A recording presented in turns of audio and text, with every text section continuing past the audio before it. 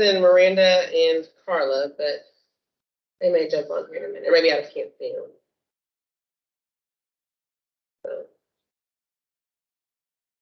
All right, Whitney. The floor is yours. The floor is yours. Welcome. We are in our second preschool coordinator advisory group meeting. Welcome to everybody that's here with us. And the first part of our agenda today is do a roll call of members. So when I say your name, just let us know if you are here with us today. Whitney Fowler. Here. Jennifer Walrock. Here. Carla Malone. Here.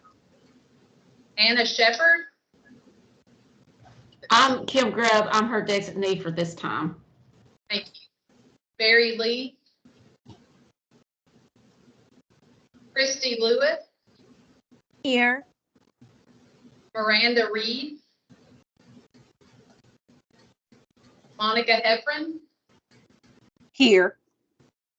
Arlena Sheeran. Here. Thank you all. And today we have a hybrid meeting. We have some of us are here face-to-face in Frankfurt, and then we do have folks on our Microsoft team that are joining us virtually. So welcome to everybody today.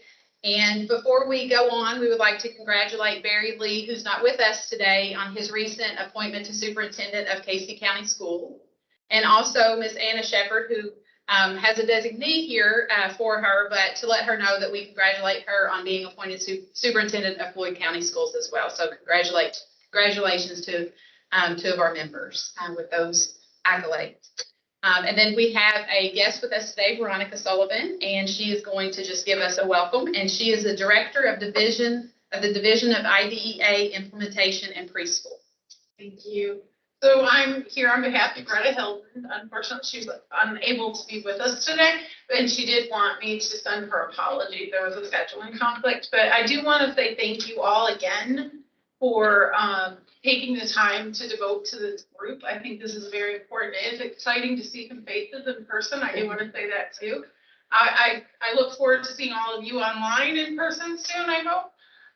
But we know that this is a busy time. Things are starting to gear up for school, and we really appreciate you taking the time to be here with us today. So thank you. Thank you. Thank you for sharing that. It is a busy time. It is a very busy time for us on many levels, but yes, thank you for that. The second part of the next part of our agenda is review of norms, and be courteous.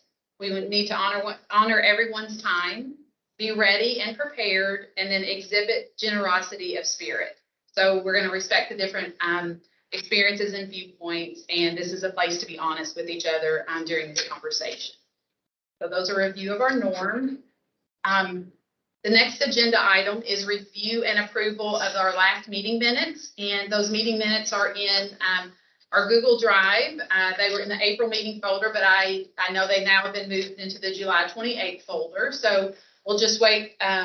Just if anybody hasn't had a chance to click on those, I know some people are traveling, so that may be a little hard if they haven't had a chance to review those. We definitely don't want them reviewing those while they're Not while you're driving. No, thank you. Please, if you feel like you need to pull over, that's good. But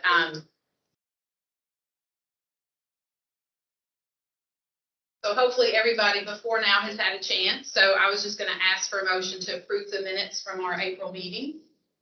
I make a motion to approve the minutes from the April meeting. It's Monica Heffron. And then a second. I'll second that. Okay, thank you. So our minutes of our last meeting in April have been approved. Thank you all. And then we next have our preschool and kindergarten academy update, and we have Stephanie Ernst with us. She's the state transformation specialist, and so she is here to provide information on this topic. Stephanie. Oh, well, thanks. I clearly didn't look at the agenda. I didn't know I was first. I was just sitting There back you ready to see go. what happened next. Thanks for having me. Andrea invited me today to talk to you guys. And I know that some of you on the call and even in here with us today have heard of the work that we're doing across the state for PBIS and preschool. We are doing this through utilizing the pyramid model. Let me move there. Okay, I'm not sure it'll reach. So we do have two ways that we can support our districts and teachers with PBIS, and we have our linked P through 12 PBIS initiative that's through our SPDIG, and that's lining up with our SF as well. And then we have what we launched in a virtual response to get to teachers, our Kentucky Preschool and Kindergarten PBIS training. So first, I want to talk about our linked P through 12 PBIS initiative that we have. That approach really looks at the district. And I know, like I said, there are a few folks on here that have heard us speak to this in the past, or are participants as well. And so that really looks at a few things. We develop implementation teams, implement a usable innovation, and collect and respond to data. So when we talk about implementation teams, we're really looking at district and building teams, and we support that through our regional implementation team, and our state team supports those regions. And we do this approach to make sure that we look at the systems that are in place, so that once we get teachers trained on that innovation, which is the pyramid model, the district understands what's happening, they look at the data together, and they can continue to move forward with that. Some folks participate with us in a preschool only version, and others are doing a P through 12. In both routes that you can go with that, we do have representation on those district teams from preschool through grade 12. And it's really important to do that so that we are able to move the data and make decisions that work for the district. You do have to collect and respond to data with us throughout this, and we look at fidelity and behavior data. The folks that have popped on with this recently, we've really noticed an increase in the understanding of the importance of utilizing behavior data in Infinite Campus. I know that's been a topic the last at least 2 or 3 years since I've been here, getting folks to utilize that. We know that there's been some barriers and some concern, but really getting that data inputted is the way that we can make sure we support our teachers that need that support. We also use the OTIS, that observation tool for instructional supports and systems. We only collect data in aggregate with this initiative, and we do that to create action plans to address areas for growth. The process that we do with our districts is non-evaluative, so it cannot be used for evaluation purposes for teachers, paras, co-teachers, anybody like that. And then just to reiterate that Infinite Campus is still the piece that we use for behavior data, even once we're in your district supporting you with this initiative. So we started our linked, some people might know it as linked to K, or linked P through 12 PBIS before COVID hit. And when we were faced with the pandemic, we had to answer, how are we going to reach teachers in this virtual setting? How are we going to make it inclusive for districts to feel like they can participate, but maybe they don't have the time to dedicate to that district approach? So we worked with partners at HDI, the Human Development Institute. We're working with another educational cooperative. And we created our Kentucky Preschool and Kindergarten Academy, which to date, we have had over 175 preschool and kindergarten teachers apply. Out of that, we have right now around 100 that have completed the capstone process and have received a stipend for their work. So what is the Kindergarten and Preschool Training Academy? Well, it's an application process, and we can get that link to you guys if you would like that. But they attend a 9-week facilitated course with our NCPMI pyramid coaches. And so those are the folks from the National Pyramid Consortium that are coaching the teachers. And they get access to the pyramid e-modules that are online from NCPMI. So that's a big cost that they get for free for participating as well. And they have that access for a year, even though they're dedicating 9 weeks of their time to attend sessions with the coach. Once they get their login, they have that for 365 days from day one. So they can go back and pull resources, take notes, read in classes if they would like. At the end, we do have a capstone project, and this is where we've received most of our questions, especially as teachers have used, the virtual setting to go back and attend maybe school, finish a certificate or a degree, or just maintain their virtual learning. Like, can we do this? I think you absolutely can as a teacher. Of course, I can't speak for everybody, but we created this collectively with RTC members, other teachers, school readiness staff, to make it something that was very usable. So within that capstone is a lesson plan that will include your pyramid components that you're coached on, a schedule duty chart, and some folks look at this as zoning and those adult expectations taught in the classroom. Schedules, individual and large groups. So we're looking for that visual schedule that almost all teachers already have in place. A pyramid toolkit of resources. And this is just a bulleted list of things that they would like to use in their classroom that they've learned from attending the sessions. They don't have to go into detail about that, but just that we know that they're paying attention and they have some resources they would like to use. And then those classroom expectations that you already have, but it is referenced in the pyramid model a certain way to do that. And so that's the capstone project that we have. So the next thing that we might be asked is who supports this work? Our regional training centers are a huge driving force behind this work. Of course, they have us as state transformation specialists and NCPMI, our partnership with that group. But each of our regional training centers have a coach dedicated to the PBIS work across Kentucky.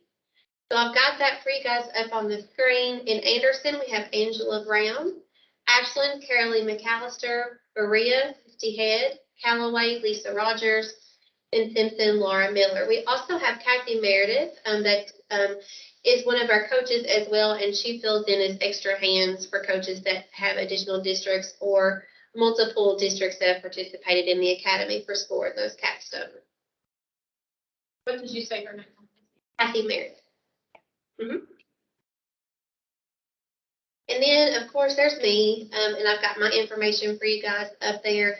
We are still accepting applications for the PBIS Training Academy, and that is preschool and kindergarten. We had one cohort of almost all kindergarten teachers, and we got some awesome feedback from them. They went back and recruited their preschool teachers. And so really that's what we're wanting to see. We're wanting to facilitate a link really from preschool to kindergarten, working on the transition process, not only with behavior, but building relationships between the teachers so we can make that a lot smoother for our folks as they go into kindergarten. Is behaviors, and especially right now, we don't know what we're going to see. And so this is a really awesome opportunity for teachers. Right now, it is just for teachers. We've been asked that several times about coordinators or paras. I've got a running list of those folks, if those folks are interested, and we've been working with Mike Cable at HDI to see what we can provide in the future. But it is for teachers at this time. We've had a lot of great feedback from folks. We've not had anybody that just said it was a complete waste of my time. Everybody, even if they were already in a PBIS school, they learned something because this focuses on the pyramid model. And that is the model that we're using that's supported by OSEP and IDEA for preschool, that is appropriate for those folks. I do this every day, so this is a lot of information. So let me just take a breath and see if anybody has any questions.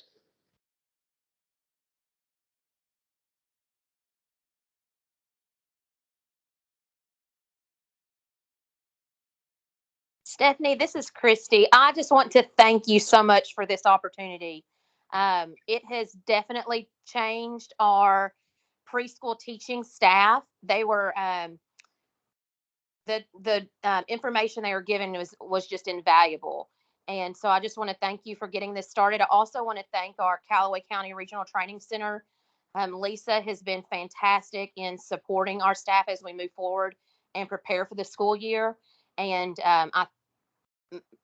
my thought on this is just that link with our RTC has even made that much stronger in being open and honest and talking about behavior challenges in our schools and not feeling like, we're just on this island. So I really appreciate the open and honest conversation and that outlet that our staff have had to learn some more staff wellness, but also what that's going to look like in our building. So I really appreciate it and thank you. Oh, well, Christy, thanks for sharing. It wasn't all me. So Veronica's here in the house as well. And it was really an OSIL response to knowing that we needed to get our teachers something for PBIS once we were faced with the pandemic and couldn't get to that building level like we had originally planned. So we are planning, the RTCs are starting some exploration with some districts that are interested in our big initiative that linked P through 12 PBIS. So if anyone is interested in that, reach out to your RTC and let them know. We're hoping, that we can continue to scale this work across the state, knowing that it does take some time to reach fidelity, and we want to do this right and do it slow and make sure our teachers do appreciate it. So Chrissy, thank you so much for sharing. I love the feedback that you all have given us. I think some of your teachers had shared some feedback with us as well before today. And it's a safe place for them to talk about the behaviors they see in their classrooms and get some wonderful, wonderful feedback from folks that have been doing this for years at that national level.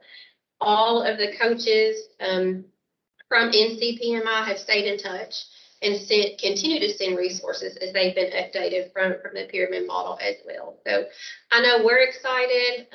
Veronica, do you have anything to add or share to that? No, I just want to add, this is being funded through our state personnel development grant, which is winding down. However, we're working on a sustainability plan so that our RTCs are able to continue this work even after that grant has ended. But it is a wonderful opportunity. I don't think I heard you mention there's a stipend, but I think most people know that. But just in case. I left out the good news, yeah. The teachers do receive a stipend for involvement in that. But again, that probably won't continue once the grant ends. But yeah, it's a really great initiative, and Stephanie and her team have done a fantastic job. And the stipend goes directly to the teacher. So I did leave out the good part. I apologize, but it is $1,000 stipend for teachers that complete the sessions and complete the capstone. And that goes directly to them. Our partners at KBEC are helping us with the billing and getting those checks out. And that is through the SPDIG. It's not us paying them out of our pocket or anything here, but I know I taught preschool for 14 years before coming here, and I never had an opportunity like that to receive money to use for whatever I wanted. It was usually classroom materials, and they were much smaller grants, like RFPs for maybe $300. Also, if your teachers are interested, our coaches do provide direct technical assistance for the capstone. We've made it to where it's very, very doable. We didn't want it to be overwhelming for our teachers. So Stephanie, over that 9-week period, do they go and meet in person? it's virtual. Virtual. It's virtual. So let me explain that just a little bit more for you, Winnie. So what we do have is our folks that are working on this with the Pyramid Consortium are based out of Montana. And so we have trainers to date. We're up to cohort 14 in the academy, and we've had about 8 trainers. So some overlap, but they're from Montana, Wyoming, New Jersey, New Mexico, all over. And so they all bring a different teaching background as well. Our coaches have come from Head Start background, mental health, preschool, all kinds of awesome experiences to bring to our teachers. Some also, like I said, have done multiple cohorts. So, we don't have a different one for each one, but we find the trainer coach that can fit into the time slot of availability for the teachers that have applied. It is in the evening. It is after hours. And we do everything in our power to make sure that we can accommodate their request, which does mean sometimes I'm emailing back and forth. Hey, I know you said you weren't available at this time, but I've got this opportunity. Do you want it? And the teachers can say yes or no, because it's their time. And so we try to make accommodations as much as we can, but it is virtual. They also share information. There are 2 new e-modules that came out from NCPMI this year, Trauma-Informed Care and the Explicit Bias meeting module. So while the participants don't have direct access to those through this, the trainer shares those information and resources with them, since those are things that we're all dealing with across the nation.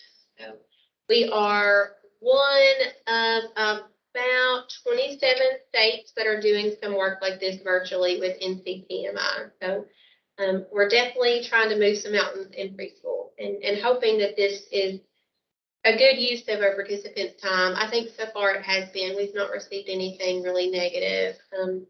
Biggest thing is making sure we have accurate emails and phone numbers as folks are switching districts or positions, because we want to pay you. And so that's the biggest thing that we've been dealing with recently is making sure we can get folks paid. So I know Veronica mentioned the sustainability, looking at ways to sustain that. And so one of the guiding question on our agenda about this information is just how can the Academy KDE support classroom teachers beyond course completion? So what does that looks like once somebody exits? So we do have our coaches, that are with us at least for another year. We go into year 5 of our SPDIG in October.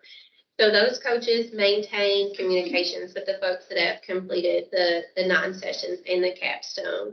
Some of the teachers have requested some support for implementation of the practices they've learned. And so we're trying to work that into the coaches' schedules, depending on if the school will let them come in, whether that be in person or virtual. And then also the really fun thing and kind of my end goal is that larger initiative, the linked P12.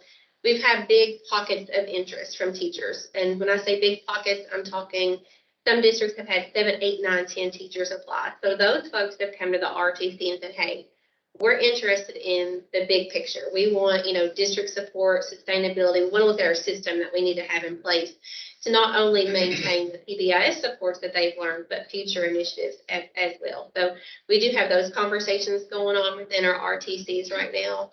As far as continue to sustain after that, that's a work in progress. And I know that Veronica and the team that we work with in our SPDIG, we're trying everything we can to pre-plan to make sure we can continue this work because it's much needed. The part that you mentioned about the data and IC, the behavior data, using that, I know that's a continual conversation. It is. And so that's one of the pieces that we work with in our linked P12 with the district. And it's a district approach because we want everybody to hear why. We want the district to talk to us about their barriers and lift that up to us. And then we want to say, okay, I know that you don't want to label this child, but you're not really labeling, you're inputting data. Let's look at it as data and not a label so we can help you get your system in place. And with that, some of our districts have created behavior definitions and looked at those, and they've made matrices of what that looks like preschool through grade 12, and everybody sees the big picture so they can think, okay, well, dress code in preschool is, this, but in high school it's this. So all teachers can see how it all links together. So that's one of the big pieces we do. And then, of course, Amy Patterson and Andrea have been great. They've come to a couple of our district implementation team meetings with some districts we've worked with and really talked them through infinite campus and behavior and ways that we can make that a little more friendly. We can't change what it says in there, but, we can train. It's a coaching and training piece on the why. And with our preschool teachers, myself included, we had a lunch conversation about this actually. I felt, and some of the feedback that we've been given, was that preschool teachers felt we needed to just take care of it ourselves because we are the general educator, we are the special educator, and maybe, not all, but sometimes districts kind of push us over, we're in our own little island, right? And so if we ask for help, then that's a sign of weakness. And so that's where our coaches really coach, and it starts with the pyramid model. I'm not sure if you all have seen it. I probably should have included that, but the bottom of the pyramid model, the difference between pyramid for preschool and school-wide PBIS is the effective workforce piece at the bottom. So an effective workforce, making sure that we get the district buy-in and the building buy-in, and those pieces of support that teachers has been phenomenal. And it's taken some time in some districts to get people to really understand preschool needs to come to the table too, instead of just sending information with somebody. And it's been really eye-opening. We've had some conversations in some districts where the middle school and high school folks were learning from preschool, like, oh, well, maybe we should approach some of our learning the same way as they do. So I'm really excited. I'm hopeful that we can sustain this and continue to get interest from districts because we're ready. I know our coaches are ready to have districts to support. And they each, I will say, they each have at least one district that they are intensively supporting right now. Some have 2. So we have, as of yesterday, we had 9 districts that we're supporting so far intensively. Great. It takes time, but we're excited. I mean, that is definitely a big picture. I mean, it's definitely. It is, and the academy piece is given, like fillers, like the teachers get a little bit of information and they go back and share with their friends. And that's really been, we've seen the spiral when applications come in, there are repeats from other districts that have had folks go through it. Good, thank you. Thanks for letting me share today. I appreciate it. Are there any other questions?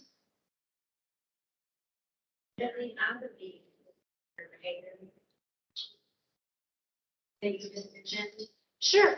So they're different for each district. Gotcha. But we can definitely get you that information. It's all on their Google Drive. Okay. And I don't know if did everybody hear that question?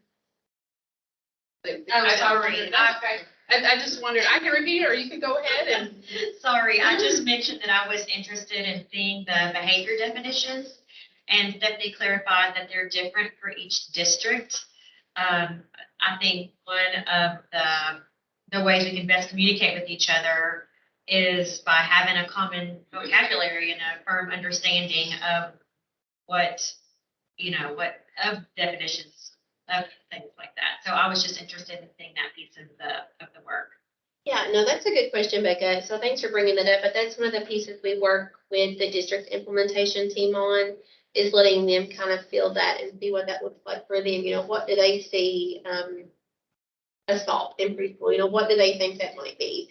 I know that was crazy one out there, but we have those conversations, and the district, decides what that looks like, and then we train the building team on that and let them have buy-in instead of us telling them this is what we see that it is, because we want them to make it work for them, because we want them to input that at the end of the day. And it really is a district decision, but we do have samples of that you can look at later. That'd be great. Thank you. You're welcome. Becca, did you want to introduce yourself? So if they can see who was asking the question or know who it was, the voice.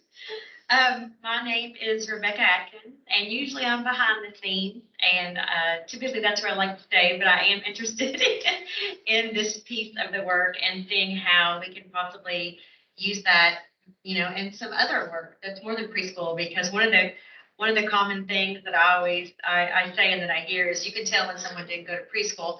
So I think that preschool is a really important foundation where some of those soft skills can be had, and then you can grow them, water that seed and grow up.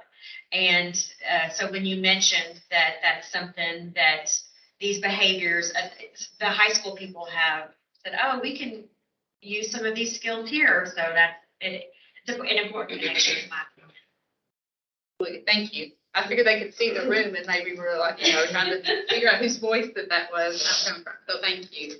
So thank you again. Are there any other questions or comments? All right, we're going to move on to Mr. Bill Buchanan. He is here with us today, and he is Education Program Consultant with the Division of IDEA Implementation and Preschool. And so, Bill, you're going to talk with us about preschool enrollment improvement. Yes, thank you, Amy. It's good to be here. I very much appreciate the opportunity to share some information with you about preschool enrollment. We're going to talk about how we can work together to reach more children. Some of this information was shared with the Board of Education last month. And so I'll just, say next slide as we move through the presentation. The next thing we'll talk about is requirements. So first thing is to set, I think, the context for thinking about and talking about enrollment. So what actually is required of state-funded preschool programs? 704 KR 3410 requires school districts to establish and maintain an active recruitment process to ensure the enrollment of eligible children, 3 and 4-year-olds with disabilities, 4-year-olds who are income eligible.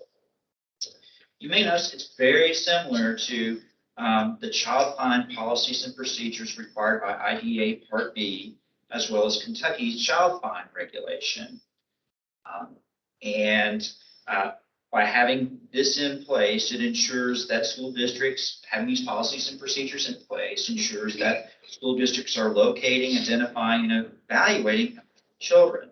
However, it's also important to notice and to note that child fine focuses on identifying children with disabilities.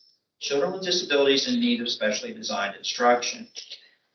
Preschool regulation focuses on recruiting all eligible children, including income eligible children, as well as working with Head Start, child care, and other early childhood stakeholders to ensure the recruitment process is collaborative and takes into account the makeup and needs of the entire community. Go to the next slide. And so you might ask, why emphasize enrollment?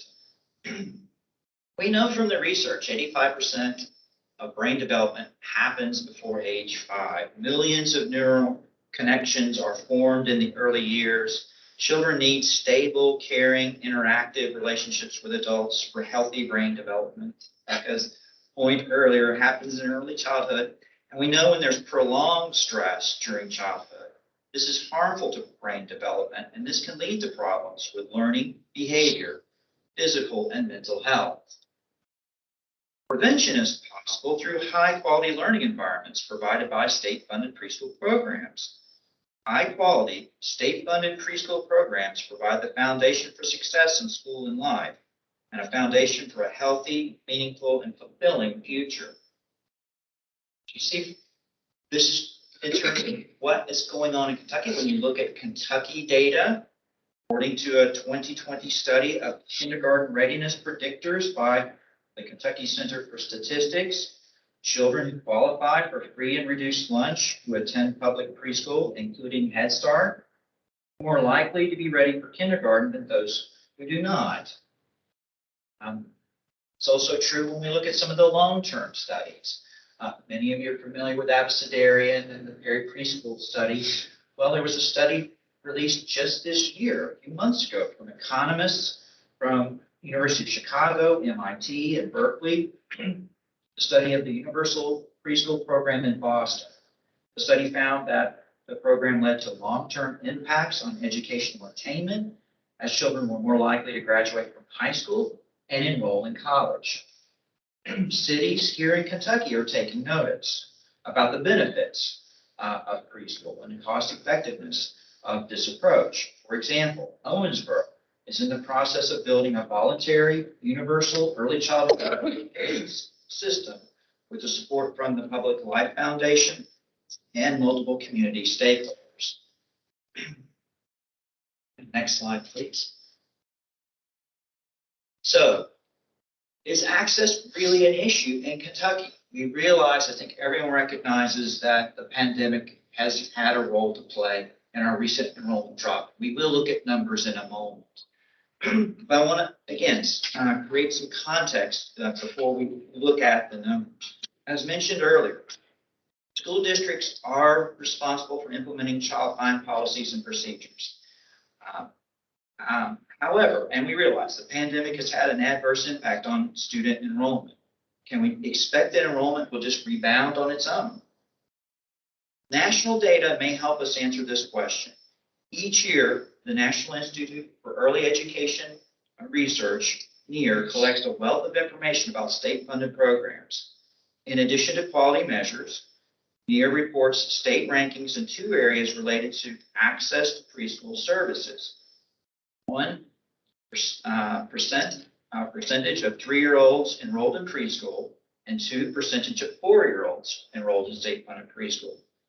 According to NEAR, the measures of access for 3 and 4-year-olds are calculated using state data on enrollment in the preschool programs along with census population. You'll see a link on this slide if you're interested in the methodology to learn more about it. Now, in 2004, Kentucky was 3rd in the nation regarding 3-year-old access to preschool and 7th in the nation regarding 4-year-old access to preschool. So as you can see, 2004, we were in the top 10 nationally in terms of access to state-funded preschool services. Next slide. The following bar graph was created using data available on NEAR's website.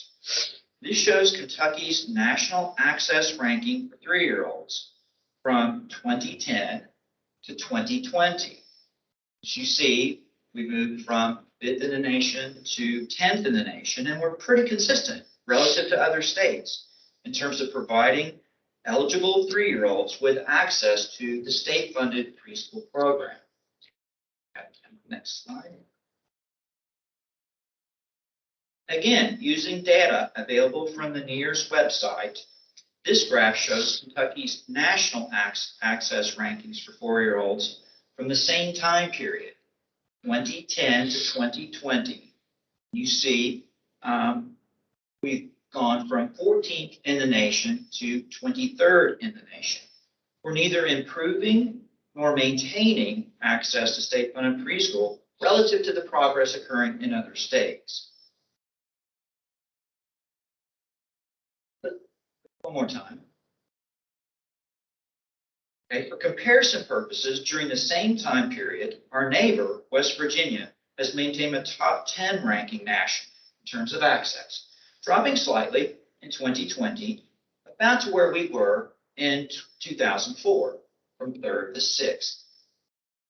Okay.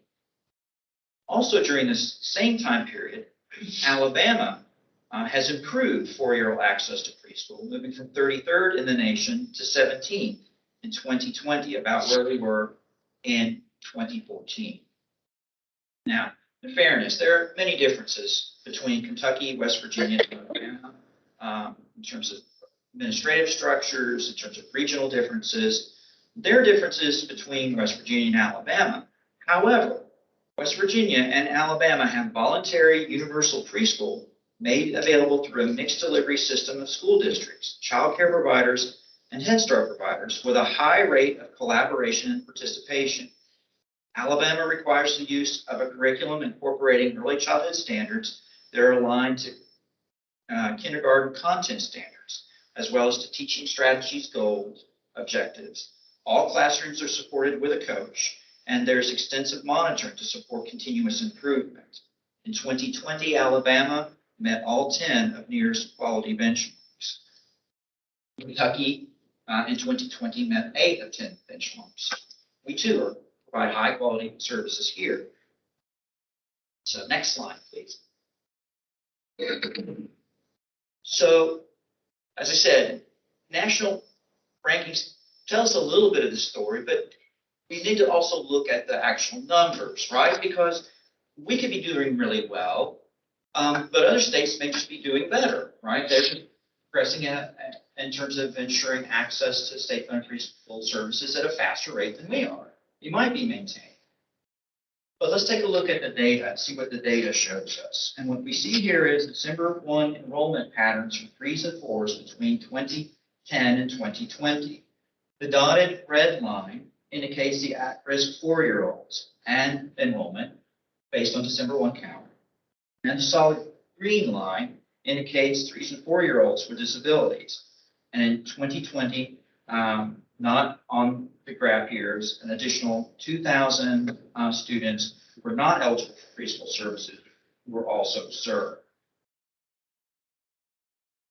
You may notice that about in 2015, right, you'll notice a change in terms of access to services. We moved from a state where majority of our students were eligible based on income, right? The lines reversed. We started serving children, 3- and 4-year-olds with disabilities at a greater rate than we serve at-risk or income-eligible 4-year-olds.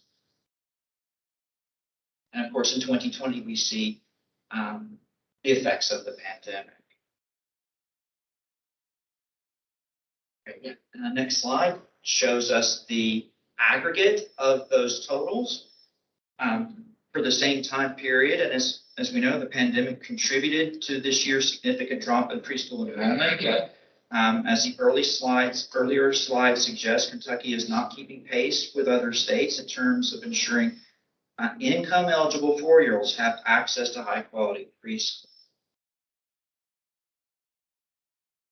So, very much appreciate your time listening to the presentation today.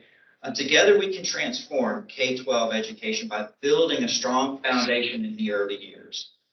We know from decades of research, children do well in school when they have access to high-quality preschool program services. And today we have an opportunity to make a difference by exploring this question.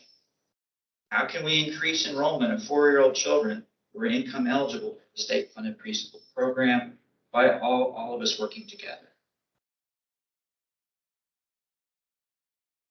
Thank you, Bill. That's a heavy list of a question, especially I think where we're all the seats that we're setting in, filling all of that you reported. You know, knowing that coming off the pandemic and just, you know, what the fall's going to look like. And I mean, because I think the intent of everybody at the table is definitely to increase those numbers.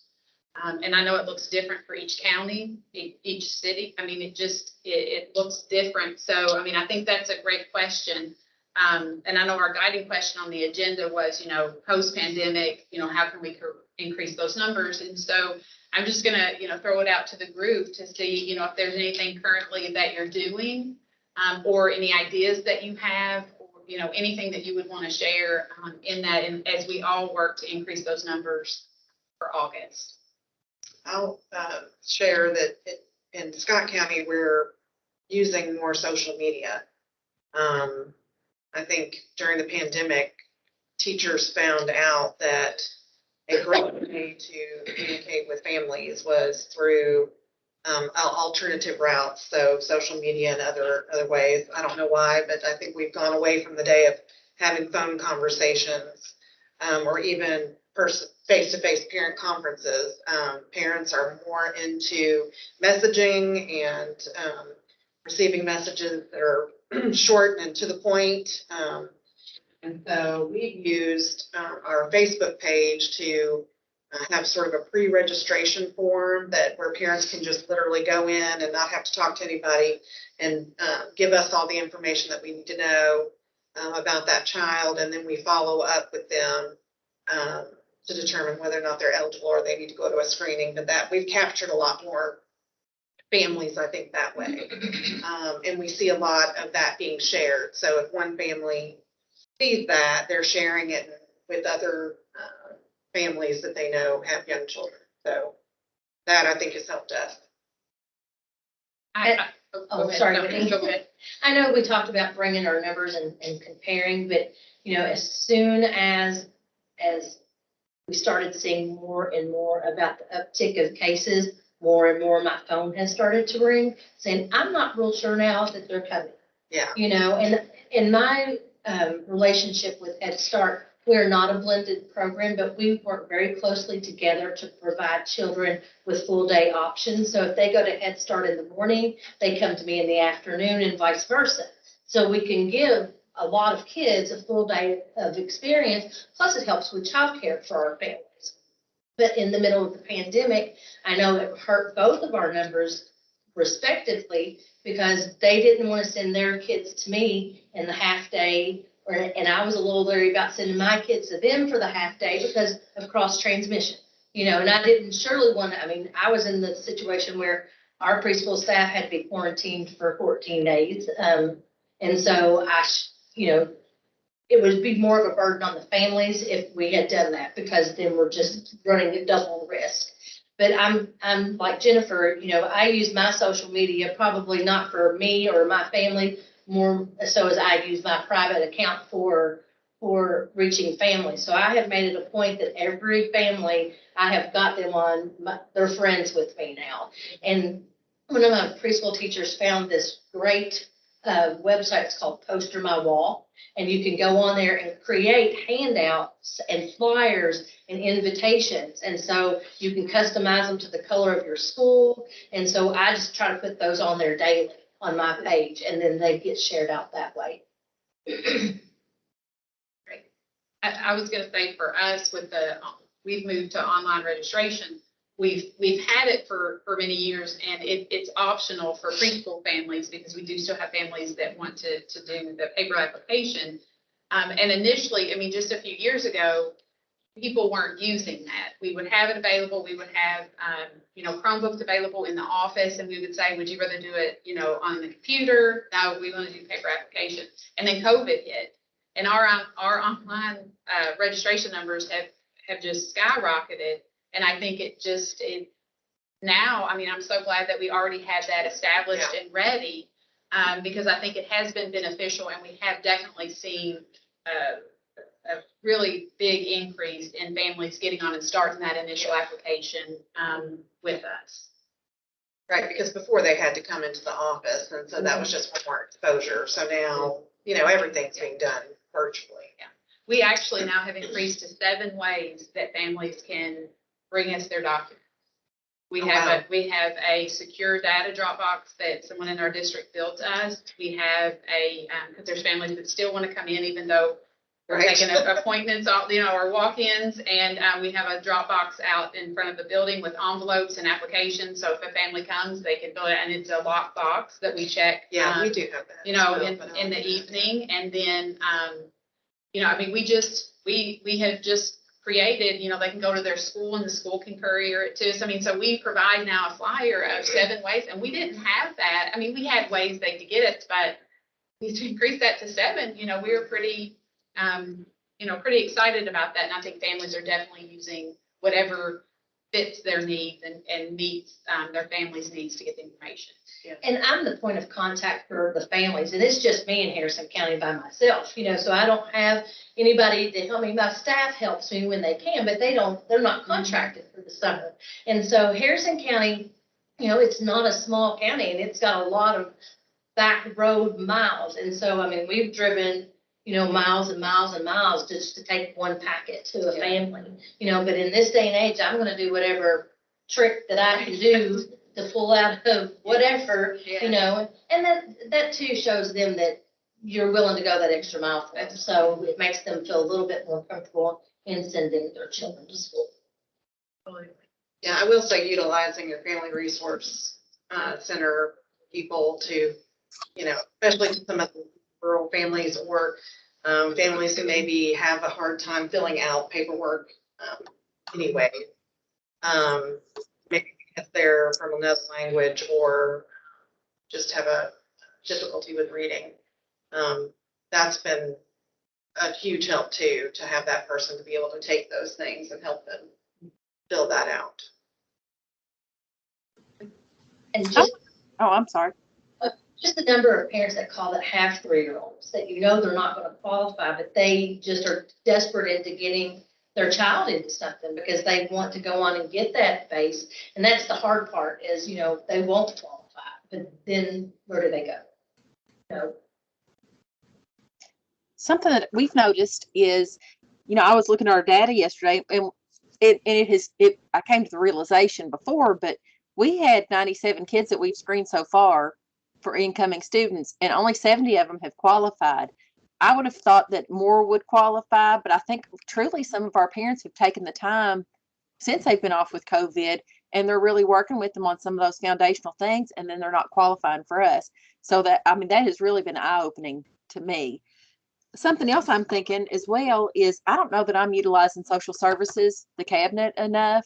Is there something I can do? I'm just sitting here thinking, is there something I can do to reach out to them to be like, hey, you're the heartbeat, you're the one that sees all these people. If they've got small children, can you give them my contact information?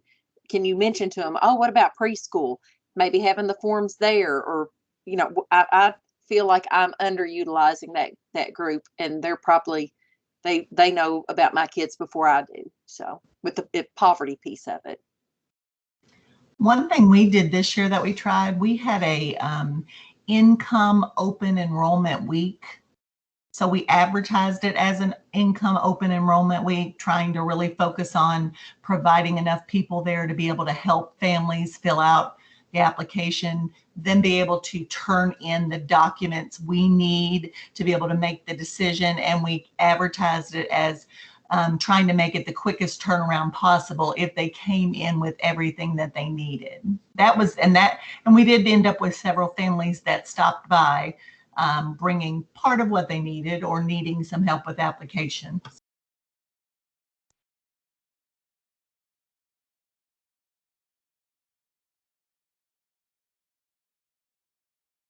Anybody else have anything to add? I have noticed that the number of kids that you could honestly say are homeless, because if they don't have a place, the pertinent question I was told many years ago was to ask, if you weren't living where you are now, but they told you to get out tomorrow, would you have a place to live? And, you know, I've seen more of those just because of loss of income and families moving in with each other. Yeah. You know, and so I kind of keep that at the top of my head because it's kind of hard to say, well, you've got to verify everybody's income in the family, but they're just there because they have to be, you know, so it makes those numbers go up a little bit this year. So yesterday and this morning, I was looking at our numbers in Fayette County.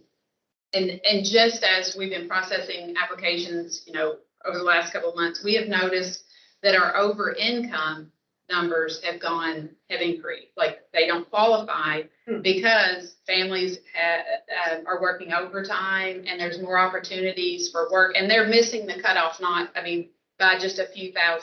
Yeah. I mean, it's not like, but because they're over income, we can't, so we have right now more of a stack of over income than what we've had. And then when you were talking about the 3-year-olds, or my office assistant, when I left this morning, she goes, yes, because we were talking about the numbers, and she said, yes, our 3s that don't qualify or their parents are saying they don't have any concerns about their development, that number has increased where they're just reaching out, for a program, and that we don't offer tuition or any spots for those families, but we are seeing an increase. What worries me about those children is that parents that have been working with their kids at home have been working on ABCs and 1, 2, 3s, those concepts and those pre-academic skills, and yet they still have missed out on a lot of social, emotional. So those kids, the parents are saying, oh, I don't have any concerns right now because he's always with me and they're doing great. But then they're going to go into kindergarten and not know how to participate in a group activity or sit and attend to, those more rigorous tasks. And so I try, when we're hearing that from those parents, to ask them, well, do they have opportunities to interact with other kids their own age? How do you, and then sometimes you get a little bit more information from them because you realize that a big part of what we do in preschool is social skills. And I know in our conversation on the way here today, we were very intentional when we did our screenings on Monday. The first set came Monday. We were very intentional on the social, emotional, and self-help adaptive. Usually parents tend to score them higher than what the preschool teacher would. And so we would just go back and do it after a month. But this time we saw where parents on those 2 components alone were scoring them a whole lot lower. And I truly believe that is because they have not had any interactions with kids. So we did put them in based on interventions for those areas. And, we might have more social, emotional, and self-help kids than we probably had in, 16 months, 17 months? Yeah. And I was going to say, one thing we do with our 3-year-olds that are in that, we follow back up with them next year, like when it's enrollment time. And somehow my office assistant, she gets all she's like, ready? So I'm like, how did you get this together? She just says poof, she has all these things ready. But we send them a letter and reach out to them as well to see if they're, interested. So we don't lose those students. Right, yeah. We want to keep in contact with them. And we do get some that come that, after that year, and appreciate the contact.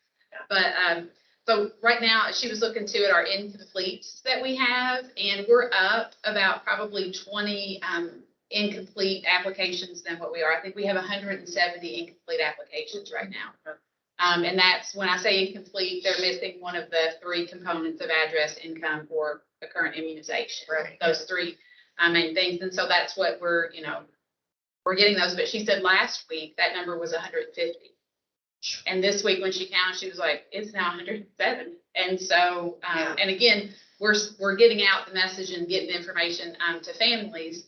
So, but that is a full-time job for, depending on the numbers in your county. I know in Fayette County it's huge. For someone is to track down the people to get that information in. And, I can't tell you how many parents need help with getting a birth certificate or getting the immunization form on the right Kentucky form when they come in from another state. I mean, it's just, that's a nonstop job.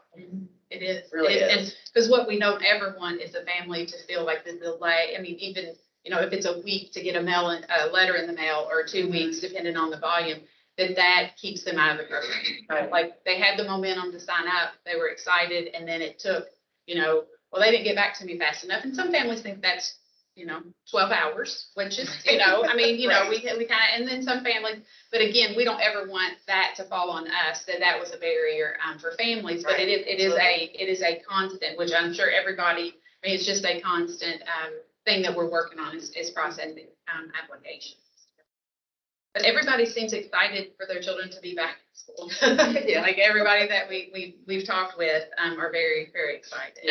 I've got a Brigance bag and they're all bound by school with a rubber band and they're like, it's that time of year, she's carrying that bag everywhere she goes with her. Like, I can't go because if I lose one of them, we've got to take this bag everywhere we go. Yeah.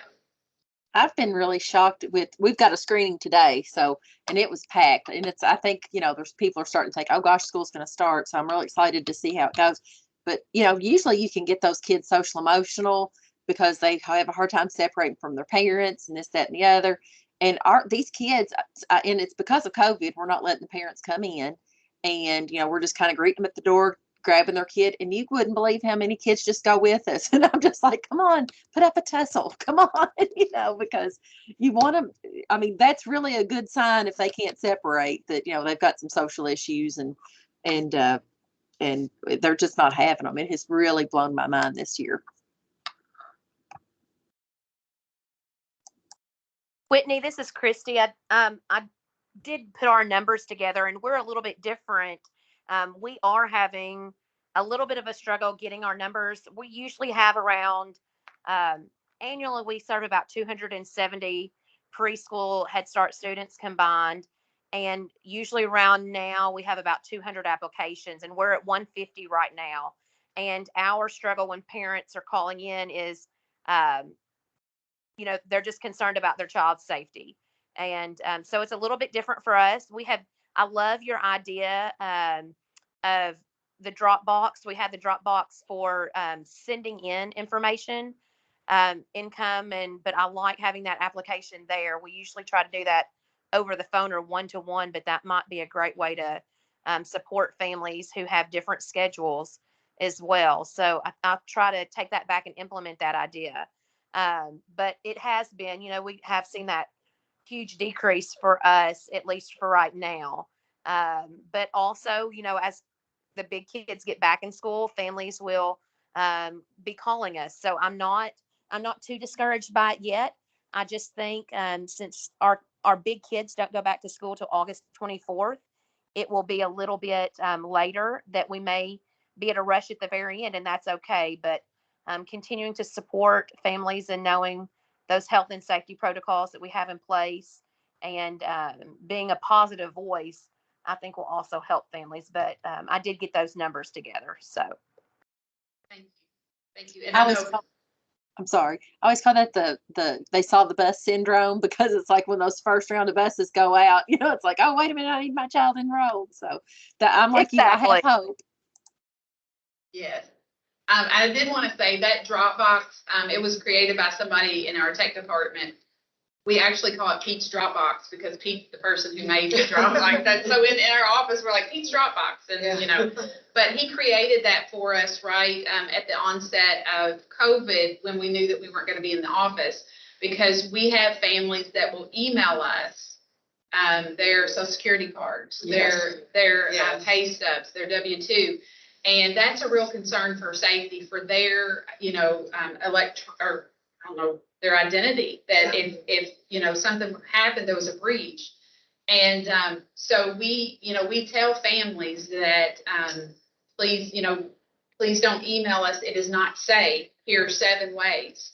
But if they choose, and like some people will just randomly send us something, and we will send back that this is not the most secure way. When you send this there, if there is a breach, then your information could possibly be compromised. So that's why we did that. And then it has just been a lifesaver since as we've gone on. And he tweaks it for us. We give suggestions, and it is just a wonderful tool. And it even allows parents to leave us messages in the Dropbox. Somebody will explain their pay stub or something. So, I mean, it is just, it's What's just Pete's really. last name? I have Circle You'll have to K, I send don't me know. send us Yes, that information. But yes, we just told him, what we needed and he built it specifically, for us. And I mean, I could send you all the link and you could log in as a family and see what it looks like for families. And they can attach a picture, they can attach a PDF, like all kinds of things that can be attached there. I mean, it is just, and if a family, says that there's some concerns with it or something, we go back to him and he may have to tweak it. There may be a bug in it or something, but it is. And in our Infinite Campus system, they now have as well that families can download documents when they're registering there. So families now can attach their birth certificates and their medical documents. We don't allow them or ask them to download any income or address proof in their registration because several people can in the Infinite Campus system. We ask that they download that through the secure Dropbox. So, I mean, people, and again, it's pictures, it's, PDF, but it works. Yeah. Whatever they can get, for us or to us, we'll absolutely take. Yeah. I did want to say, I don't know if anybody wants to share any of their other numbers, but Andrea and I were talking before the meeting, and there's going to be a pool, correct, of our numbers, which I've not known that's been done before on August 1st. So I think that, and just as the Kentucky Department of Education, they're just keeping an eye on what preschool enrollment is going to look like. And, and when we say people are concerned, I don't want that to mean that, what's going on out there? I mean, people realize the barriers that we're having, and just to kind of keep a pulse on that and say, how can we support? What can we do? Where are families going? What's going on? So it's just that coordinated effort, but they will do just an initial pool, just like I said, a temperature check on August 1st, just to kind of see where we are. And this is Andrea, we're gonna do that consistently throughout the fall. Typically, we don't start pulling counts for any type of looking at them until October, November. But we want to just do a temperature check just to see where everyone's at, just to, we want what's best for kids. I mean, and families, and that's our North Star here. And so we want to make sure that we're doing everything we can as the department or as the advisory group as well to support districts in getting kids back to where they need to be. And they need to be back with their peers and with their school family. So don't stress over that. Don't be like, I have all my things in, but no, just keep on keeping on that. We're just going to do them consistently, making sure that, we are increasing and that we are going to rebound. And we're very hopeful that we will. It's a little bit different than K-12 because we're not compulsory. But we want kids to be back in feet, back on carpets and back in house areas and back in block areas. We want to make sure they're getting what they need. Yeah. It's a priority of the department's priority of the Board of Education. It's a priority of our office to get preschool, get that rebound, make sure we're meeting those goals again. Is there any way that you could share your PowerPoint that you had? That way we could take some of that information and, put it on our social media just to show how Kentucky is doing compared to the rest? I mean, I believe so. I believe this information will We be can shared. post it on the Google Drive.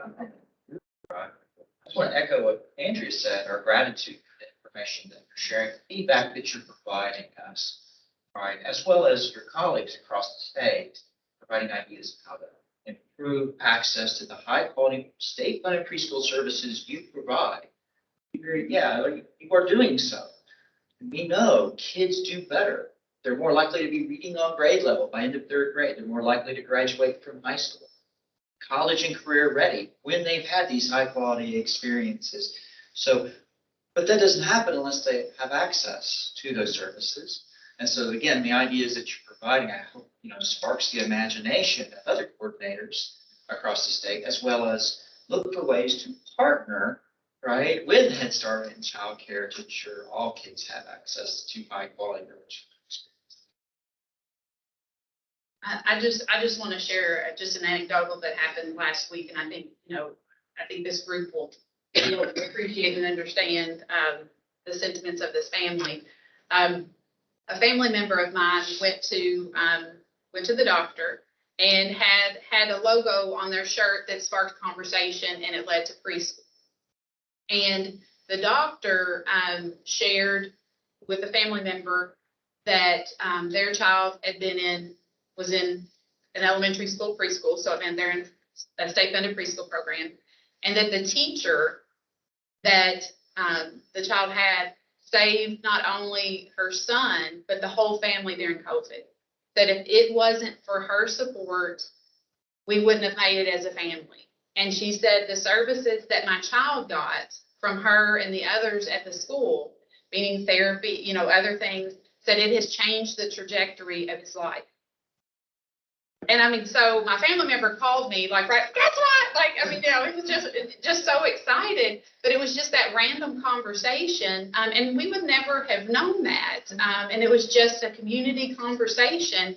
And it just happened to be that the family member knew that the teacher, so they were even able to connect over that and to talk about how, yes, how wonderful she is and things. But she was just really, she said, we're friends now. And she said, if not for the support of the teacher and the school, I don't know where my family would be right now. And I've shared that because, like I said, it gives you coaching. And I think there's so many stories across all of our counties like that sometimes that don't ever make it to us, that we don't know. But we know that, how hard our staff are working, our teachers, our paras, our therapists, and we are. And what that means, just a chance conversation can really, after a hard day, can make it worth what we're doing. So. And if anything came out of this pandemic or still happening, is that preschool early childhood education has been the example of how you work with family and kid. How you get out there and really, like you were saying, driving the country roads to deliver meals, to deliver packets. How this preschool does that all the time. It's part of our regulation, but it's also part of our lives. It's part of the soul of preschool is that family unit, and no matter what it looks like. And I think that other, K-12 folks really looked to the preschool model. We're like, okay, how do we do this? Let's look at our preschool people do. I heard tons of stories from coordinators, from teachers, from superintendents, from families about that, about how during this time, this was the example because we do that so well. And there is no reason that it needs to stop when they leave and go to big school. There's no reason that we need to stop those parental involvement or family involvement things. I think people have seen that. I think families are now like, oh, this is what it can be? Yeah, let's do this. I want to know what's going on in my kids' education. And teachers are the same. They want that parent involvement. And it can be really hard. But I think slowing down, shutting down, almost forcing people to do it kind of showed us the way to go with that. And you were all to be commended for that, for sure. Now we just have to bounce back and get our numbers up. Yeah. Bouncing. We're crossing all of the things. Remember, so that we're going to be bouncing back and not falling forward again. So does anybody have any other numbers or any, information they want to share, or just any clarification from Andrea about the count that they'll pull throughout the fall? And that's something that I will bring to the next group meeting that we have in October. Our next meeting is October 28th, I believe. And we'll have a really solid number then, because enrollment will be obviously still ongoing, but we'll really have a really solid way to show you guys in October as far as enrollment. Great, thank you for this conversation and discussion. And, I think as we go back and anything new that we think of, to definitely send out, ways we're engaging, to the group, and then we can share that with our RTC so they can share it out, with the rest of our colleagues across the state.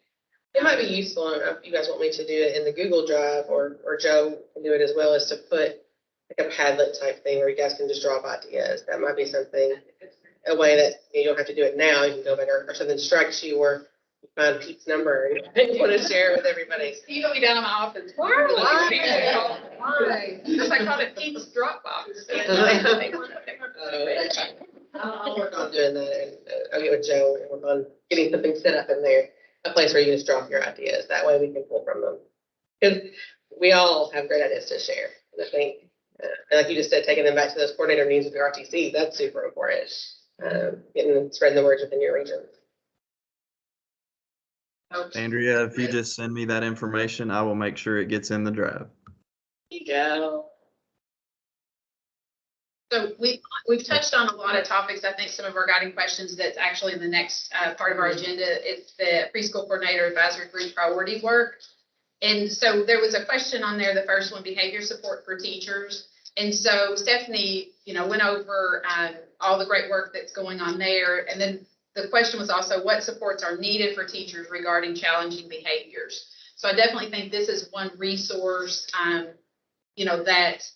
that is out there for sure that can support. But I also think just on those day-to-day basis, or the teachers that aren't, or the staff that aren't participating in these, like what are supports like that you all know of in your county that teachers just need for those day-to-day, those everyday challenging behaviors?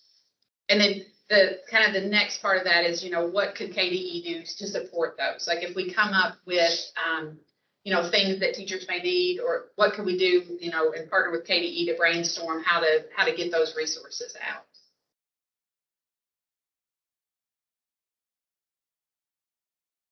In Scott County, where we use conscious discipline, and so I love conscious discipline. I think it's a great resource and tool, and there's a lot about family supports and just the idea that we're a school family, that this information needs to go to parents as well. And so what we've talked about this year is, and that I think we've learned a lot from just having to be virtual with families, is that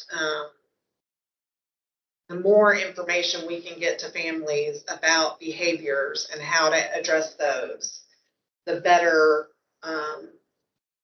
we're going to see with the interventions we're putting in place in the classroom. And so we've talked a lot this year about putting together some parent trainings, maybe just virtually, because that's an easy access way to do it, with some conscious discipline techniques for parents that we're using in the classroom so that they'll understand what we're doing and so that they can utilize those at home as well. And I think I know that my teachers are excited about that and feel like that's going to be a real big support. So are those things that you would do maybe live and then record it so families can access later? Or are they just going to be videoed and just put up? I think we'll do it live and then put it up there for them to access whenever.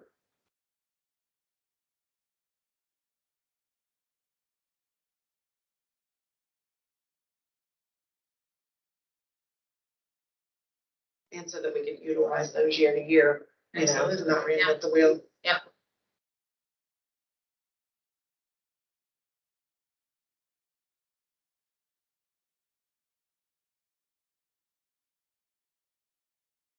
Just sometimes I don't know if there's a lag too, so I want to give a little bit. One of the things that we have in Fayette County that I know that other districts, not all districts would have or have access to, but recently the district has hired BCBAs, behaviorally certified behavior analyst, CBA, yes. And so then they have RBTs, and those initials, those it's technician. I can't remember what those are. So those are the assistants under the BCBAs, and that will come to me on the drive home, and I'll be like, oh, that's good for BT. They're wonderful. So we serve a lot of students in Fayette County through all grades, students with autism, and the BCBA work has been something that families will seek out at times, for children with various challenging behaviors or different behaviors, families with autism, just a variety of families. So as a district, we, over the last couple of years, like I said, have hired on BCBAs and RBTs. And so they actually have assigned a RBT and a BCBA to preschool. So they also are working with other grade levels. But if we have, a student that comes in, and this has happened, with some significant behaviors, challenging behaviors, we're able to access that resource, and they'll come in and they'll write a behavior plan. They'll support students with and without disabilities in that. And the RBTs are the feet on the ground. They're in our classrooms and they'll spend weeks with a child. They may spend, and they're trained, in strategies and it's been such a great resource. And again, I know not all districts have that, but people are sometimes surprised when we talk about that because they can't believe that there's a preschooler that would need some intense behavior support. And there are, and we all know that, and it's very age appropriate. It's very, it's just, I can't speak enough to that. And it's really helped change the landscape for some of our students with significant needs starting in preschool. Because we actually were having this conversation yesterday. If a student is in preschool needing this support, they're gonna be part of our system, anyway, from pre-K through 12, but we already know and can begin working with the family on what this means. And this is how we're supporting and begin to build that relationship and that understanding of the supports that we have to offer. So that's just been really, really nice. That's the whole basis of Stephanie's work with PBIS and PK is making those connections. Our kids don't show up day one kindergarten with these extreme behaviors and extreme emotional issues that happened before. And a lot of times there's a preschool teacher who can tell you everything that you need to know about them. They didn't document it. They may could tell you over the phone, but you don't have that relationship, so you don't know. Or the teacher may have left and we don't know how to get a hold of those records anymore. You don't know where any of that stuff is. Or the child moves county. Things like that happen.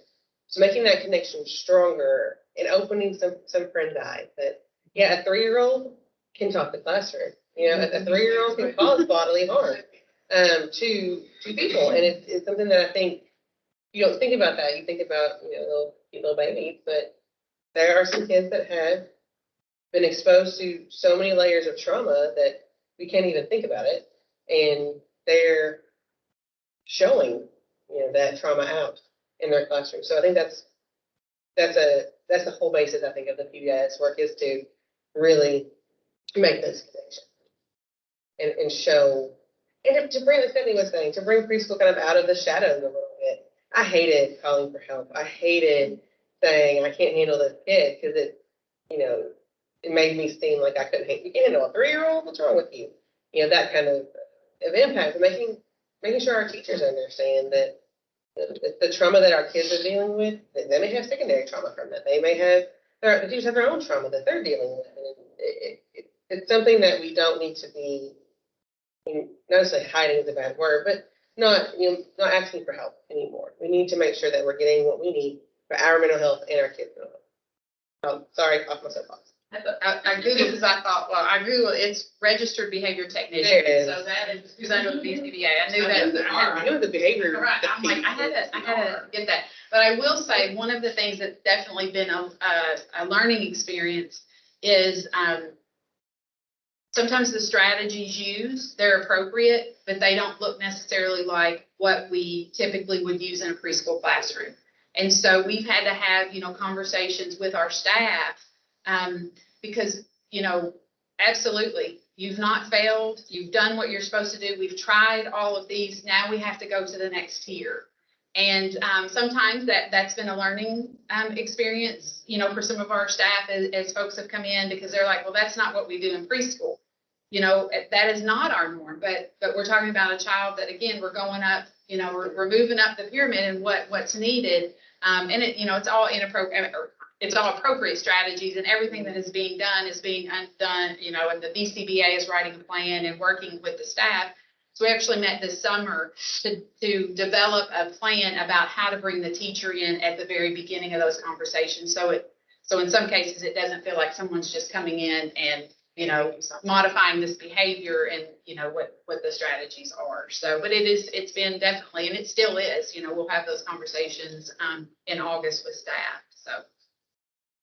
Another thing too, I just wanted to add that while we do have 2 big pieces of the PBIS work across the state, our RTCs have been trained in the pyramid model. So while a district may not be able to sign on fully with us in the work that we do, they can still reach out to their regional training center and they can provide maybe more targeted supports, but it will align with the pyramid model. And we're working on that as well, because we know that not everybody can, sign on and take this big district dive with us.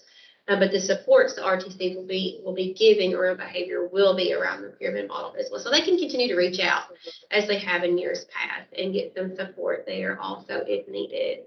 And if they do that, that's more data for us. So then we know that we need to continue to do, something else or, get another piece going in there. So that don't forget about those folks, even though it may not fit within that academy or within Air Linked P through 12, where we're still going to support teachers and districts as best we can. And that might be confusing to some folks because, the RTCs have even, portrayed that piece of the work a little bit different. Just talking about their funding sources and what they can get out there and do. And behavior is definitely one of them. I think Veronica and Andrea both would agree with me that that's definitely a piece they can support. Whitney, this is Christy. One of the things that we're doing in partnership with our Callaway RTC is, since we've had the opportunity for so many of our staff to participate in the PBIS model, then we have taken that a step further, and our staff are being trained today on that, the top tier of that, on the prevent, teach, reinforce. So we've asked them, what's the next step when we've had conversations. We kind of had a debrief after the PBIS cohorts they're a part of and said, what are your next steps? Where can we support you? And so in that, they really wanted more information on that prevent, teach, reinforce that are for that top tier of challenging behaviors. So they're providing that training today. And, part of that time that I feel has been helpful is just sitting down and listening to the teachers. I think a lot of times we think we know what they need, but giving them time to, we had director cafes. We just had a cafe time where they came in and sat down and told us everything that would support them in supporting the challenging behaviors. And some of the things we discussed were not what was on my radar. So just really taking the time to sit and listen and us not talk. We had about an hour and a half that we just sat and listened to the teachers and what they needed regarding challenging behaviors. But that prevent, teach, reinforce is hopefully going to help on that next tier. That's a great example. And again, I think the teacher's definitely feeling, being heard, and the next steps of that. That's a really great idea. Thanks for sharing.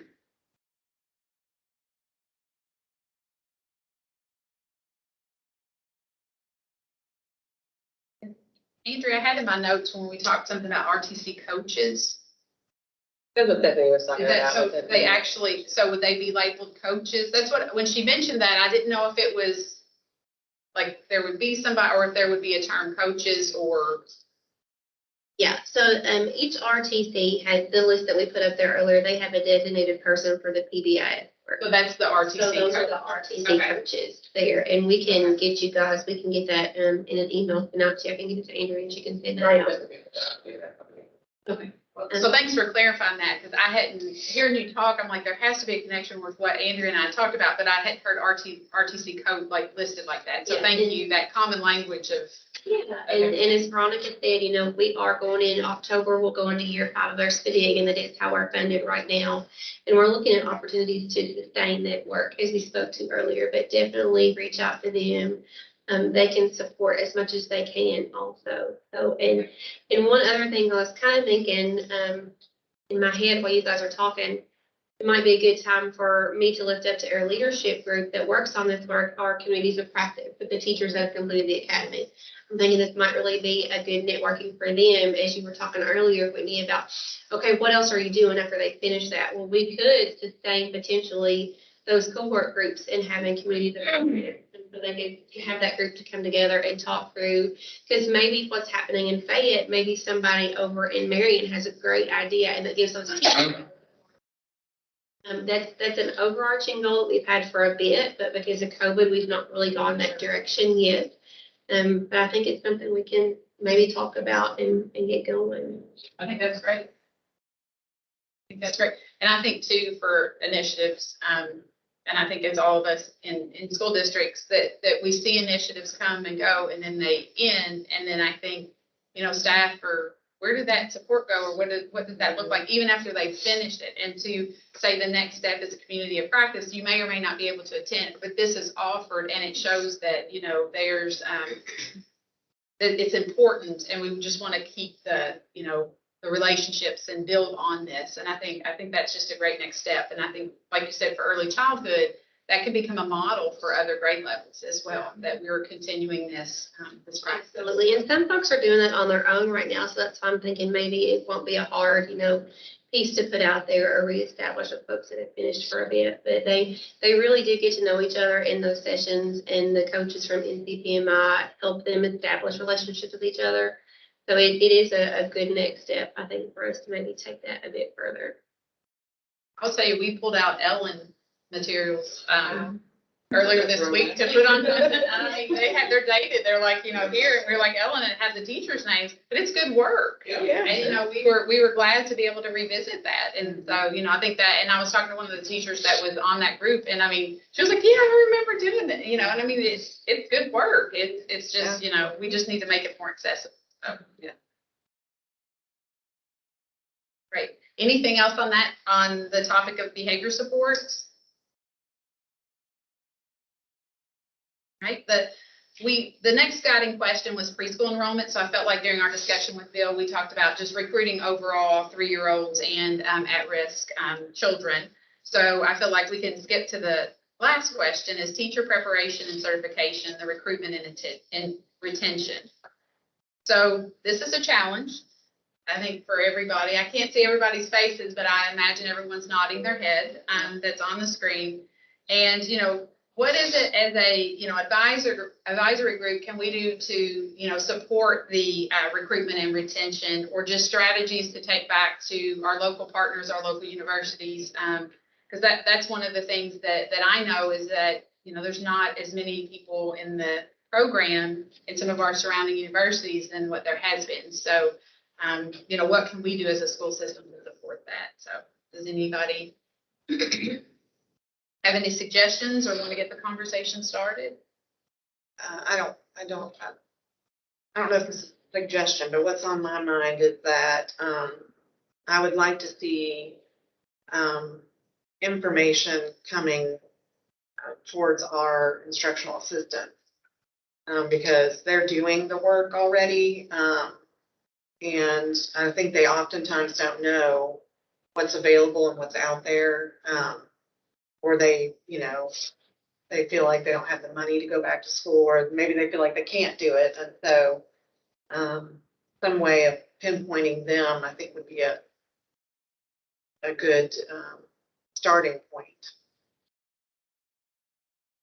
Yeah, I will say in Fayette County a few years ago, we changed our preschool para assistant job description, and now the minimum is a CDA. Oh, wow. So the workforce that we maybe had, there may have been 28 and maybe 3 had a CDA. Now every one of them has it. So we worked with them. We had different cohorts, but we set, a 2-year, I think it was a 2-year timeline. And by that 2 years, we had supported the family or the paras in getting that. And so they have to maintain it. They have to do the renewal. In our HR department said it's like to a plumber that has to keep their certification, to keep for their job in Fayette County schools. But at that time, we were able to access the what are the grants called that you're talking about. Yes, we were able to, and so we walked our assistants through that process. We supported them in their portfolio work. There were times we sat side by side and we went, myself and our program specialist, helped them through that process. And so now it's on the job, the job description. So anybody that's been hired has to have a minimum of a CDA. So, and then I vet those for the schools. So when they get a list of who are qualified, it's qualified based on their credentials. So if they get a list from me, they know that person has a minimum of a CBA or an associate's or bachelor's or on that. So. And I'd be more than willing to share what we did at any time. Yeah. But it really boosted the confidence of our assistants, and it's been good. Yeah. I love the idea of kind of growing your own teachers, right? I mean, I've had many an assistant that taught circles around me, and they just didn't have either the time to drive the wheel, the money, whatever, to go back and then get that credential. So I think that's something that we need to consider, to look at, to dive into how we can make things work in that arena. We don't want to, one thing we don't want to do is to lose that credential, that certification, that I am a teacher piece, right? I think that's something that separates Kentucky from a lot of other places. With our IT degree, and I'm incredibly proud to have my IT degree. Debbie and I, we have on that soapbox a lot together. Talking about how we are not childcare. We both worked in childcare and we loved it, but that's not what I do. I'm a teacher. And I think that it's important to make that distinguish that. But I think there's got to be a way that we can work with paras or other folks in the community, have these conversations about going back and getting what they need to be a fully certified. Yeah, about a third of my teachers were assistants at one point and became, went back. And some of them utilized the Kids Now scholarships. That information isn't out there as much as it used to be. So I don't know who puts that out, but I think there needs to be more. Is it? I don't even know if it's still there. Well, it happened like 2 years ago it was, because somebody I know used it, but I don't know. A lot of money. Yeah, we could research that. Information, and directors need to know that, because, Well, yeah, tell people to do it. One thing that I found is challenge is them knowing the right program and the schools to go to. And if it wasn't for Crystal Ford, I have driven her crazy, because we have, lots of times people don't understand the IECE component if you're not in it every day. So you get, hey, I got an application that's IECE certified, because that's what they put down. But then come to find out, they went to the University of Cincinnati and they got a bachelor's in this, but it does not transfer over to the state of Kentucky. And within 3 days, we're fighting and battling, to get her enrolled again, more school, to Eastern Kentucky University. And we did it within 3 days. This timeline, but she's like, I've got more school to do, because they just don't know, and lots of times they're like, well, they told me I would have my IECE. I'm like, but you don't. I think the P through 5. I think the P is preschool. I wish they would change that. That I've had that conversation with everybody. Picture everybody's head nodding. Yeah, that P, right? Well, I have my associates who have to have a teaching certificate. That's the part you don't have, and so they just knowing the programs that you can go to, Right. and I type in her name every day, make sure that they're in one of these, programs that she has listed on the email. So I've got her under favorites every time. Crystal's amazing. Yeah. So if you guys know Crystal Ford, she works for EPSB. She is a phenomenal contact. She is patient. She's patient with me. That's for sure. This was something that One of the areas, I'm sorry, Andrea. one person. Go. One of the areas I'm wanting to get more information on, in hoping Andrea to kind of learn to grow our own, is information on the apprenticeship program, and really working with our high schools to see how we can target those students who want to go into education. So maybe if we pique their interest early, I guess it's a little bit further down the road. Some of us need IECE teachers yesterday, but looking to the future, if we want to grow our own and getting them into early childhood, that might be a great way. So for me, it's educating myself more on the apprenticeship program and then sharing that information at the high school levels to build that program. Is that Brenda Hagen's work? Through the governor's office. Through the governor's office of early childhood. I think that is great. And Christy, we've had those conversations and it just is needing some more information, but I think absolutely right. Let's grow, our own in our community and get them excited about it in high school. Just taking the child development kids from the high school and letting them volunteer in the classroom. I mean, I would have loved that. Yes. I would have loved that as a high school program. And I know that Kayla Godby here at the department also does stuff with apprenticeship for not just early childhood, but other things. And maybe I can get her to provide some information for the group. We can work with her. She would for sure. Yeah.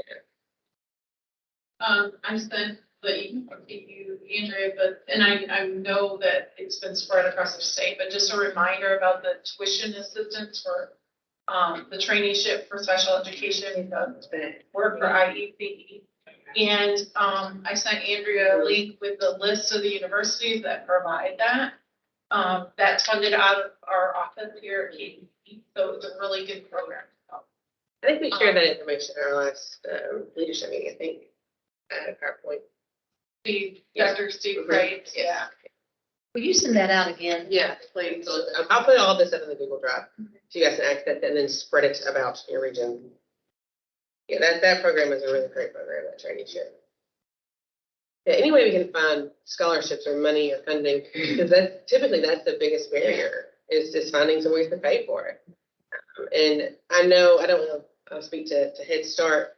I know Head Start does have scholarships and things available for their employees, but maybe trying to work with your local Head Start partners and saying, hey, can we work out some kind of deal that, we can get this person through school and certified, maybe they work for you or whatever, what have you. I think maybe trying to use that relationship to get too. And this is a conversation that I've had with Andrea and with the RTC. So for me in Fayette County, as being a larger district, I know, and I say this and I'm asking this question, I know at times it's not as hard for us to find an IECE, because I'll mention, to our RTC, at one point we had 20 IECE applicants, 3 months ago apply for a job. And so I know, but now, there's not anybody out there. So I know our concerns are a little bit different or about recruitment or just, finding them than other districts. But I think overall is as a group, as a collective whole, building your own staff and then also supporting the local universities and working with them. Because we're all excited about early childhood, and I want everybody to do it because it's such a great thing. And just so if they graduate from the University of Kentucky and go to Scott County, let's celebrate that. It is just getting more, qualified applicants out there, I think is the end goal. Yeah, sure. So we're all, it's not so hard to find somebody that's well.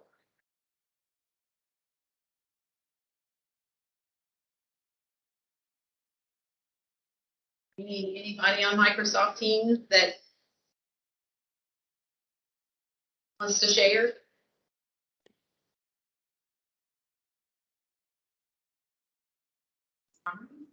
I feel like this is something we'll probably revisit throughout, because I know right now in the summer, this is weighing on, this is on top of the enrollment and everything, if we have positions open. So I think, maybe during the school year when we're up and going to have even, a conversation about this again and revisit and see where people are. So that wraps up our discussions of our priority work. And the next thing are just closing remarks and an exit slip. So for me, I just want to thank you all for being here today and engaging in this conversation. I think this is important work. And again, I think getting it to our RTC to push out to the other preschool coordinators and just across the state, I think it's very important and something that we ourselves, you can touch base with your RTC and share the information. And then if Andrea sends something out, that we can push that out. But I do think if you get feedback from anyone that's in your area, to definitely bring it as well at any time for this group to consider and discuss. But thank you all for today. Those of us on Microsoft Teams and those here face to face. So thank you all for your time today. So I'm going to turn it over to Andrea, see if she has any closing remarks. I just appreciate you all as we get get going with the school year in a very short couple of days. Good luck, Godspeed. We hope everyone is safe. That's probably the main thing, safe, and looking forward to hopefully one day getting to visit your classrooms again. Get to come out and see you guys and see the great work that you're all doing within your districts. Joe has put the exit slip in the chat box. Please make sure that you complete that. I mean, it'll be in the chat box if you guys want to do it when you get home or whatnot, those that are here in person. Andrea, I will send out an email also with the link for those who may not be on Teams. Great. Thanks, Joe. You're welcome. So if there's not any other questions or anything. I was just gonna mention our next meeting is October 28th.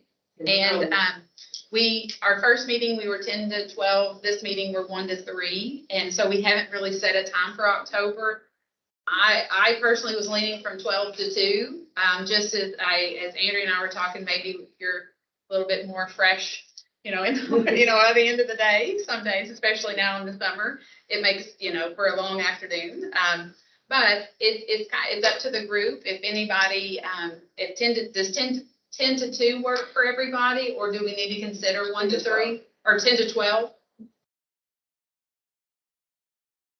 I don't know if on the Microsoft Teams, is there like a thumbs up or is anything like, I don't know if Joe can prompt like. Raise your hand. Yeah, you can raise your hand or you can put it in the chat box. If 10 to 12 works. I see a hand raised, thank you. And I think at this time, we don't know if it'll be a hybrid, if it would be face-to-face or it'll be back to virtual. So We'll see. yeah. So are we seeing hands that? It's fine with me. People are saying that's fine. Yeah. Okay, I think that Looks like a couple more hands are up. Okay.